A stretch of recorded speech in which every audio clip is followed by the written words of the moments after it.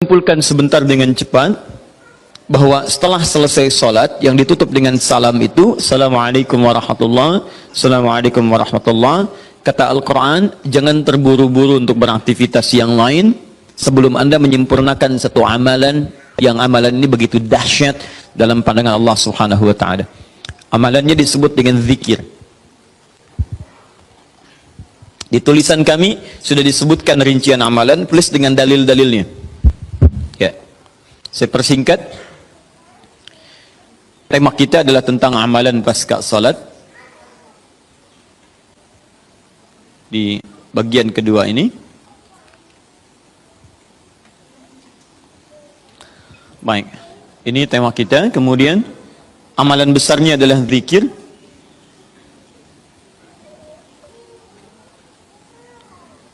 Dalilnya di Quran surah keempat An-Nisa ayat 103.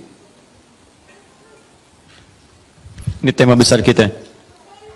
فَإِذَا قَضَيْتُمُ الصَّلَاةَ فَاذْكُرُوا اللَّهَ. Fokus. Maka jika Anda telah tuntas mengerjakan salat, segeralah berzikir kepada Allah Subhanahu wa Ta'ala. Ingat, amalan pasca salat yang diutamakan apa? Zikir. Saya mau tunjukkan pada Anda satu hal yang sangat mendesak. Kenapa amalan ini begitu sangat ditekankan oleh Al-Quran? Bahkan saking ditekatkannya, kata Allah, perhatikan kalimatnya, qiyaman, baik itu sambil berdiri, wa qu'udan, ataupun Anda punya kesempatan lebih lenggang duduk, wa 'ala junubikum, atau bahkan dalam keadaan Anda sedang payah pun untuk duduk atau bahkan berdiri, boleh sambil berbaring. Perhatikan, saking pentingnya amalan zikir ini, itu Al-Quran seakan menghadirkan semua situasi untuk menggunakan amalan ini. Ya, bukan tidak ingin menoleransi, tapi ada sesuatu yang penting di sini. Saking pentingnya seakan-akan kalau dalam bahasa yang lain, tolong jangan tinggalkan ini. Ya, kalau Anda memang buru-buru, harus langsung bangkit pasca sholat. Ada yang bahkan setelah salam subuh, Assalamualaikum, Assalamualaikum, saya harus kejar ke tempat pekerjaan, langsung mau berangkat. Nah, terburu-burunya Anda untuk mengejar pekerjaan itu tidak menghalangi Anda untuk berzikir. Kalau bisa sambil jalan pun zikir aja, ayo lakukan, kerjakan amalannya. Kalau Anda senggang, duduk dengan tenang, lakukan. Kalau amalan ini tidak penting, mustahil Anda diminta untuk mengerjakannya, sekalipun dalam pekerjaan yang sifatnya darurat Anda mesti lakukan. Paham sampai sini? Baik, nah nanti kita akan lihat apa rahasianya amalan-amalan ini, zikir ini. Kemudian kita nanti akan urutkan seperti pertemuan lalu telah saya turunkan beberapa bagian-bagiannya. Nanti kita akan gali apa esensi dan rahasia di balik kalimat-kalimat zikir yang kita sampaikan itu. Baik, saya percepat. Zikir seperti pertemuan lalu adalah setiap aktivitas yang mampu mengingatkan dan mendekatkan kita dengan Allah Subhanahu wa Ta'ala. Jadi ada dua nih. Satu ingat, kedua dekat. Awas, ini selalu menyatu, terkait berkelindan, tidak akan pernah berpisah. Di orang yang ingat Allah pasti memiliki kedekatan dengan Allah. Jelas ya? Baik, jadi kalau cuma ingat tidak membuat dia dekat, ini bermasalah. Ketika seseorang ingat pada Allah, hubungannya menjadi dekat dengan Allah. Ketika menjadi dekat, maka dia akan dipelihara oleh Allah Subhanahu wa Ta'ala. Dipelihara dari maksiat dan segala yang menyulitkan dia dalam kehidupannya. Makanya mustahil ada orang berzikir tapi berbuat maksiat kepada Allah. Apa nih? Mereknya Akhir TV. Jangan, itu bir. Oh, pakai bismillah dulu lah, mungkin berkurang dosanya dikit. Enggak bisa. Jadi tidak akan bersanding taat dengan maksiat. Anda ingat Allah, mustahil berbuat maksiat. Ya, maaf, seorang karyawan yang ingat Allah tidak akan bermaksiat dalam pekerjaannya. Seorang ibu istri yang ingat Allah tidak akan bermaksiat dalam rumah tangganya. Seorang anak yang ingat Allah tidak akan pernah bermaksiat dalam kehidupannya. Maka dari itu, nanti kita akan lihat puncak zikir, apakah hanya dalam pasca salat saja atau dalam aktivitas yang lainnya. Maka yang pertama, ini akan membantu mengingatkan dia kepada Allah. Yang kedua, membuat hubungannya dekat dengan Allah Subhanahu wa Ta'ala. Nah, amalan ini ada setidaknya 6-7 amalan. Hari ini saya janjikan untuk mengurutkan amalan-amalan ini. Ya, saya ingin tes dulu apakah Bapak Ibu masih ingat atau tidak. Satu apa? Istighfar. Istighfar. Saya tuliskan satu, istighfar. Apa dalilnya? Cepat saja, kalau tidak tahu katakan apa? Allahu a'lam. Baik, masih ingat? Saya sebutkan kemarin hadis Nabi di riwayat Muslim, hadis 591. Masih ingat? Baik, ini ada istighfar. Baik, yang kedua apa? Allahu a'lam. Enggak ada, Bu. Allahu a'lam. Baik. Assalamualaikum warahmatullahi wabarakatuh. Assalamualaikum warahmatullahi wabarakatuh. Astagfirullah, astagfirullah, astagfirullah. Allahu a'lam, Allahu a'lam. Enggak ada. Baik. Baik, kita lihat ini istighfar atau masuk kepada kalimat thayyibah. Dalilnya Quran surah keempat ayat 103, kan? Kemudian yang kedua, bisa juga bacaan Al-Quran. Bacaan Al-Quran. Baik, Quran surah ke-15, dalilnya ayat ke-9. Ya inna nahnu nazzalna dzikra. Kami telah turunkan Al-Quran sebagai zikir. Jadi kalau Anda baca Al-Quran, itu Anda sedang berzikir. Kemudian bisa juga hafalan Al-Quran. Anda menghafal misalnya. Baik.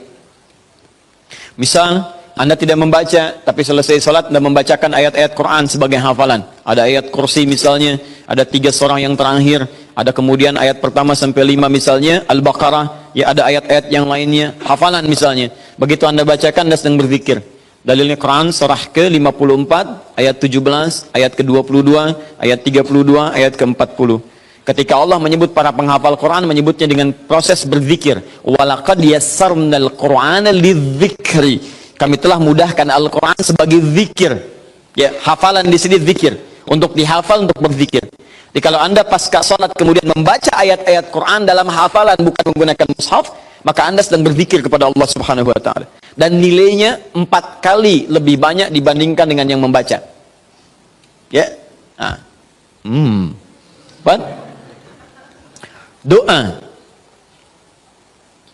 Doa itu juga sebagai zikir. Ya, Quran surah ke-7 misal dalilnya ayat 205. Wadhkur rabbaka fi nafsika tadarruan wa khifatan wa dunal jahri minal qaul. Ketika Allah meminta kita berdoa, kalimat doanya dalam bahasa perintah menggunakan kata zikir. Wadhkur rabbaka. Ayo minta, berdoa, sebut zikir kepada Rabbmu dalam dirimu. Dengan perasaan penuh harap, penuh ketawaduan, minta kepada Allah.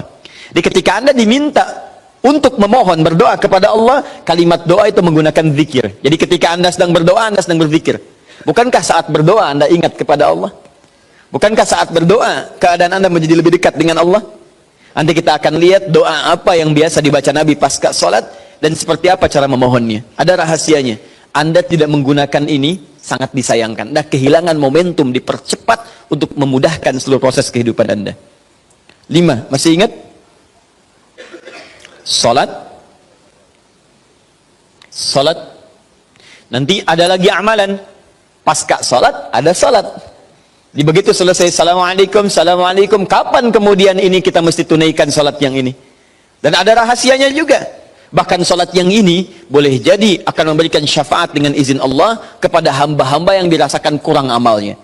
Karena ketika amalan-amalan fardu tidak bisa menolong Anda dari proyek akhirat yang telah Anda cita-citakan untuk masuk surga itu, maka yang akan dicari pertama kali diantaranya adalah amalan yang ini. Maka Anda ketinggalan dari itu yang bisa membuat situasi tegang saat di akhirat. Hati-hati, Anda ketinggalan handphone, perasaan luar biasa sedihnya. Balik lagi ke Anur, dicari-cari lewat CCTV. Tapi Anda ketinggalan yang sunnah, kenapa tidak Anda buru kemudian? Tadi nggak sholat sunnah, besok lagi, Masya Allah. Belum tentu besok dia hidup. Dalilnya Quran surah ke-20 ayat ke-14. Ya, innani anallahu la ilaha illa ana fa'budni wa aqimis salata lidzikri. Saya Allah, tidak ada Tuhan yang layak disembah kecuali saya. Sembah saya. Bagaimana cara nyembahnya? Tunaikan salat sebagai zikir kepada saya. 6. Memperbanyak menyebut Allah, menyebut nama Allah, atau juga dengan al-asma'ul husna. Al-asma'ul husna. Dalilnya Quran surah kedua Al-Baqarah ayat 152. Fadhkuruni adzkurkum. Ayo cepat sebut nama saya, maka aku pun akan mengingatmu. Aku menyebutmu. Di orang yang selalu ingat Allah, nanti Allah akan ingat pada dia. Nanti saya kasih tahu rahasia yang paling besar.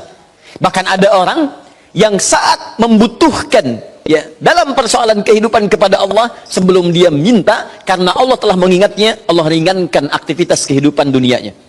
Dia bukan nggak punya masalah, jadi kayaknya nggak kelihatan punya masalah, cuman setiap akan mengalami masalah diringankan oleh Allah sehingga seakan-akan nggak punya masalah. Nanti ini akan sangat menentukan bagian yang keenam ini, apakah hidup kita akan semakin mudah atau mendapati kesulitan yang berliku. Sebut nama Allah. Ya, bagaimana cara menyebutnya? Bisa disebut nama Allah langsung, bisa disebut dengan Asmaul Husna. Di mana dalilnya? Quran surah ke-17 nanti dari ayat 110 sampai 111-nya. Di ayat 111 tegas dikatakan, "Qulidullaha." Ayo sebut Allah, panggil, katakan Allah. Awidur Rahman atau Ar-Rahman, ayyamma tad'u falahul asmaul husna. Maka kapanpun Anda bisa memanggilnya, memintanya, Anda boleh memanggil dengan nama yang terbaik sesuai dengan kebutuhan Anda. Nanti saya kisahkan, ada orang baru selesai sholat, kemudian menyebut nama ini, dan satu di antara nama yang paling luar biasa, ketika dia selesai kata Nabi, dari mana kamu tahu menyebut dengan nama itu? Tahukah engkau, jika engkau melakukannya, maka engkau telah memanggil Allah, yang dengan panggilan itu, jika meminta akan segera diberikan, jika berdoa akan segera dikabulkan. Rahasianya luar biasa. Nanti kalau sudah tiba waktunya. Hadisnya sahih. Ya. Saking sahihnya, ini ditempatkan oleh Sayyid Qutb di dalam satu kitab yang Al-Aqaid Al-Islamiyah, padahal kitabnya tentang akidah. Ketika membahas tentang asma wa sifat, nama-nama Allah Subhanahu wa taala. Hadis ini dimasukkan, padahal hadis ini amalan tentang amalan pasca salat. Ketujuh, bagian terakhir. Ini adalah indikator yang paling penting, yang terakhir ini, sampai saya pisahkan tersendiri dalam aktivitas harian. Zikir paripurna. Ini yang zikir paripurna. Makanya saya kasih garis. Ini amalan pasca salat. Disebut dengan zikir.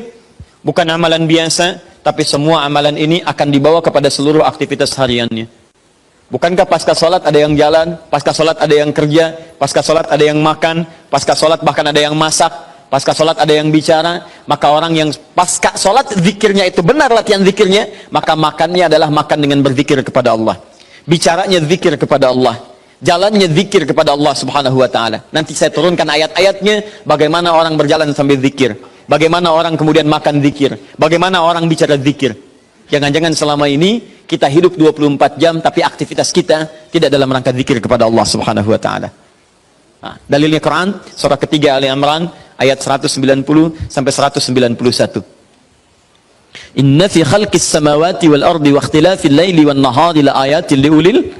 Siapa ulul albab itu? Ayat selanjutnya, alladzina yadhkurunallaha. Mereka itu orang-orang yang senantiasa zikir pada Allah Subhanahu wa taala. Qiyaman, dalam keadaan dia berdiri, wa qu'udan, ataupun dia duduk, wa 'ala junubihim, atau bahkan sedang tidurnya. Tidurnya disebut sebagai zikir, berdirinya disebut sebagai zikir, duduknya disebut sebagai zikir. Dan ahli zikir ini adalah orang-orang yang akan dimuliakan bahkan oleh Allah ketika kembali ke akhirat nanti.